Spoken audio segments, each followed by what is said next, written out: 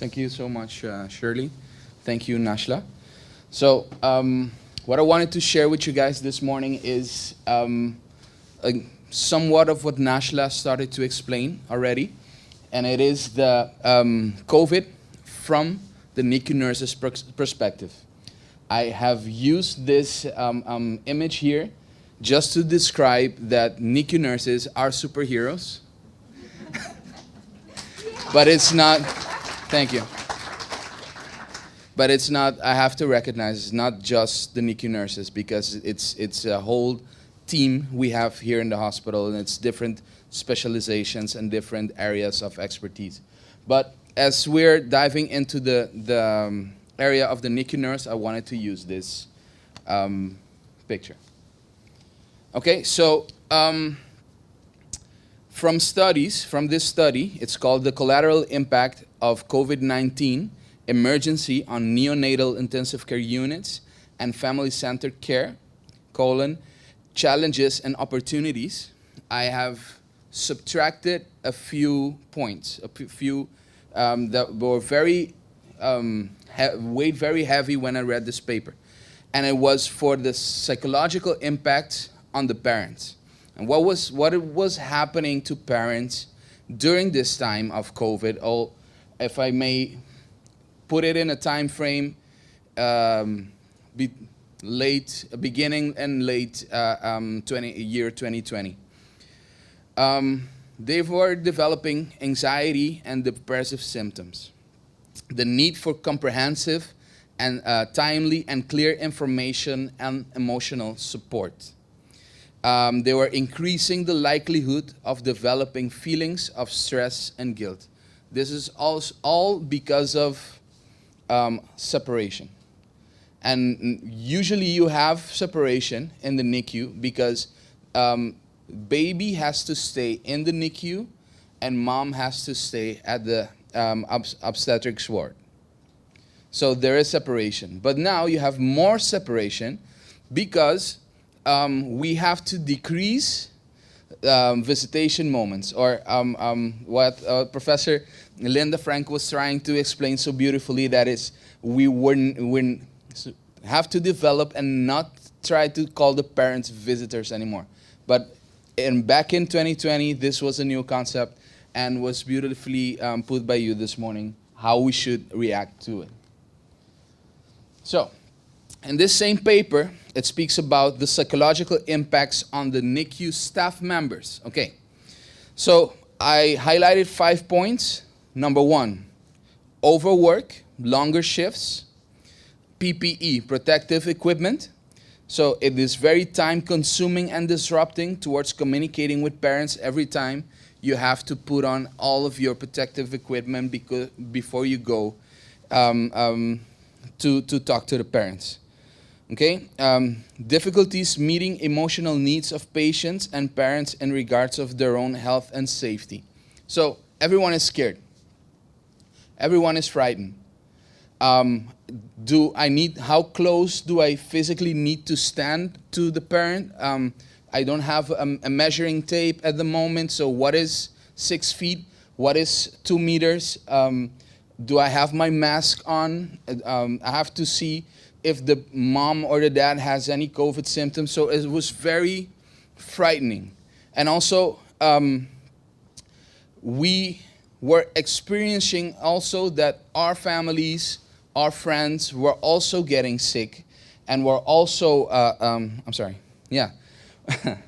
we're also, we have lost a few of our friends and families due to COVID. So it was a very emotional, tough period of time.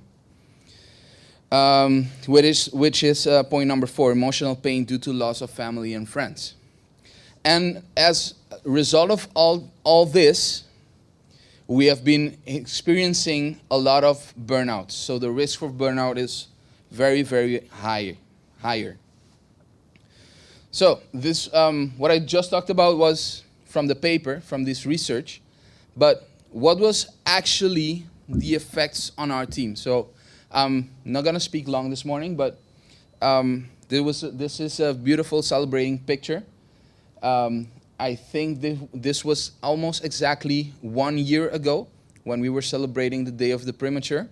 So I would like to bring forward, we celebrated again this year on September 17th. November 17th, thank you. Okay, so I have two sets of compiled words. So let us take a look at the ones in red.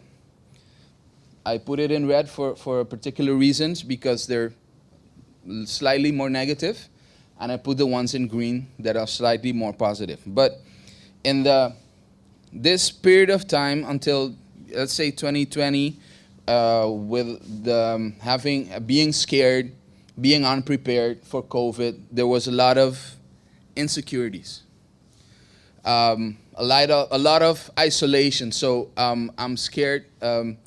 I'll think twice before having to approach someone. We're feeling unsafe, but also we were feeling sorry for the parents that needed to come, that had the chance to come less and less to their babies that were born and are lying right now in the NICU. Fear. It's I put it very, very big because that is mainly what was the factor. Stressed, vaccination, distanced, and understaffing. So these were all the negative things we were dealing with at the moment. But with every coin, you have two sides. So you have the negative things we were experiencing, but out of those negative things came also positive things. Responsibility, adaptation, sacrifice, growth, family bonding, innovation, empathy, adjusting, leadership, and care. I think those words are very self-explanatory.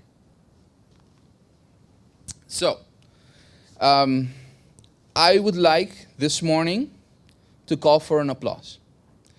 But it is not only for the nurses, the doctors from that have experienced this time of COVID and all of the consequences, therefore, but also for the supporting staff, or people from the pharmacy, from hygienic services, logistics, property management, our directors, our managers, secretarials, finance, quality control and innovation, education, and HR.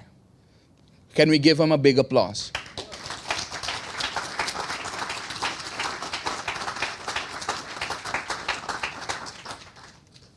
So they were supporting each other so that the nurses, the parents, can get the support to produce the product we all want, that is the happy families. But I put a box on the bottom that says RMHC. Why? Because during this time, even if it was for a cup of coffee, even if it was with a little snack or a little meal, the Ronald McDonald's House Charities has support the whole hospital during this time. So I would like to call for an applause to that too.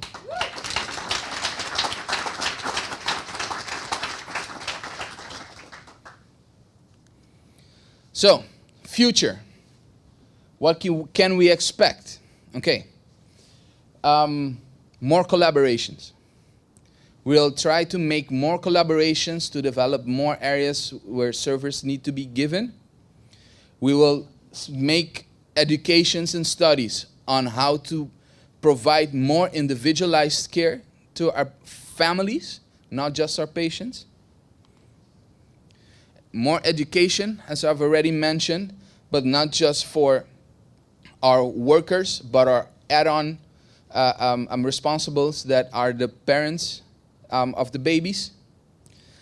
And more parent participations, because I really believe that we should strive onto zero separation from parents to their babies. For the conclusions, I would like to call Nashla back.